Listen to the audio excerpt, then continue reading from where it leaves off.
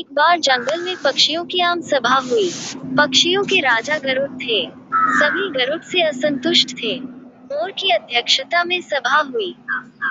मोर ने भाषण दिया, साथियों, गरुड़ जी हमारे राजा हैं, पर मुझे ये कहते हुए बहुत दुख होता है कि उनके राज में हम पक्षियों की दशा बहुत खराब हो गई है। उसका ये कारण है कि गरुड़ जी तो यहाँ से दूर विष्णु लोक में विष्णु जी की सेवा में लगे रहते हैं। हमारी ओर ध्यान देने का उन्हें समय ही नहीं मिलता। हमें अपनी समस्याएं लेकर फरियाद करने जंगली चौपायों के राजा सिंह के पास जाना पड़ता है। हमारी गिनती न 3 में रह गई है और न 13 में। अब हमें क्या करना चाहिए, यही विचारने के लिए ये सभा बुलाई गई है। हुदहुद ने प्रस्ताव रखा, हमें नया राजा चुनना चाहिए, जो हमारी समस्याएं हल करे और दूसरे राजाओं के बीच बैठकर हम पक्षियों को जीव जगत में सम्मान दिलाए।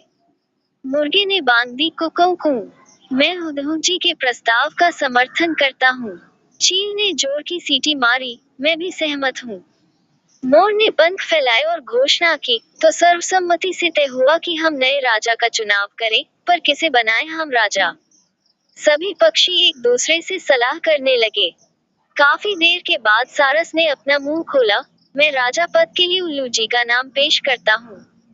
वे बुद्धिमान हैं, उनकी आंखें तेजस्वी हैं, स्वभाव अति गंभीर हैं, ठीक जैसे राजा को शोभा देता है।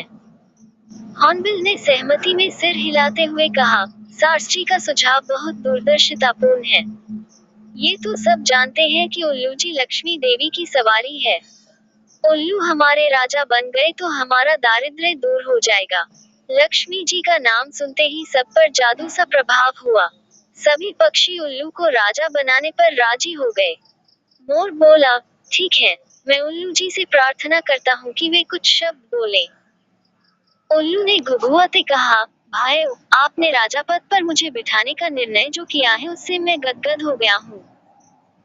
आपको विश्वास दिलाता हूँ कि मुझे आपकी सेवा करने का जो मौका मिला है, मैं उसका सदुपयोग करते हुए आपकी सारी समस्याएं हल करने का भरसक प्रयत्न करूंगा। धन्यवाद।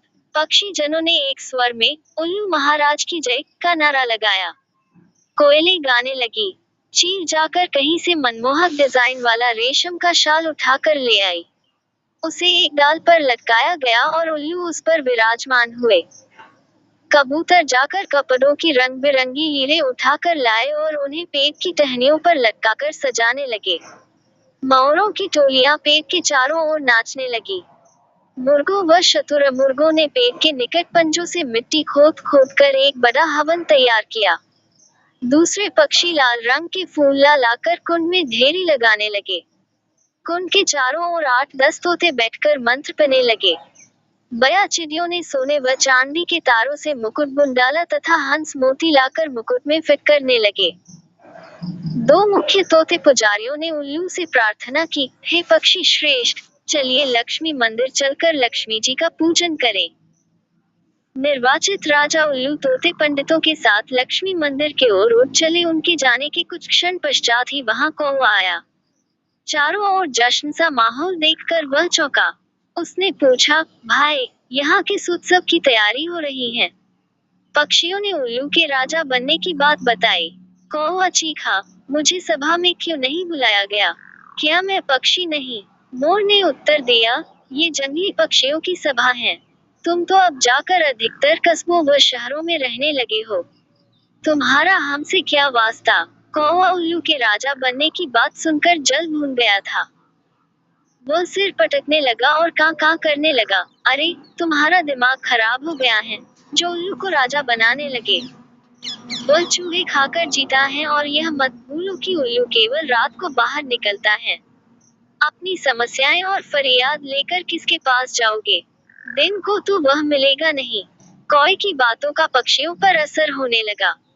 वे आपस में कानाफूसी करने लगे कि शायद उल्लू को राजा बनाने का निर्णय कर उन्होंने गलती की है।